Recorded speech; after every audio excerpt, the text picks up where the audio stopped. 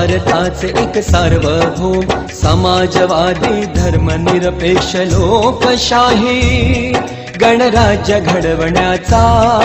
व त्याच्या सर्व नागरिकास सामाजिक आर्थिक व राजनैतिक न्याय विचार अभिव्यक्ती विश्वास श्रद्धा व उपासना यांचे स्वातंत्र्य दर्जाची व संधीची समानता निश्चितपणे प्राप्त करून देण्याचा